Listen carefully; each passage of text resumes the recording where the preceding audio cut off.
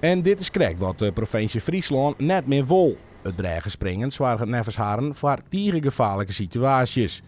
De provincie vreegt het Ieper-wetterzwimmers om naar veilige zwemplakken te gaan, want alles in de gaten houden bij de bregen in de buurt is zo makkelijk nog net. En Protevaarwooi, 1000 kilometer even van die beeld. Plus alle marken komen daar naar bij. Vaak gaan wij op meldingen van ongelast aan. Dat kan wezen dat mensen onze KSC bellen, dus onze contactcenter bellen van hey, we ben je aan het varen en je bent springers, zwemmers. Daarnaast hebben we kamertoezicht op Bregen. Die zorgen dat natuurlijk ook en die bellen dan onze handhavende dienst. En dan proberen wij daar zo gauw mogelijk op te gaan. Lukt dat net, dan schakelen wij ook mooi Rijkswaterstaat of mooi de politie. Het is dus net tastien, maar het bad wel elke dag mij mooi waar. Wat had je hem krijgt dienen? Van de bregen afsprong. Maar dat wel? Nee.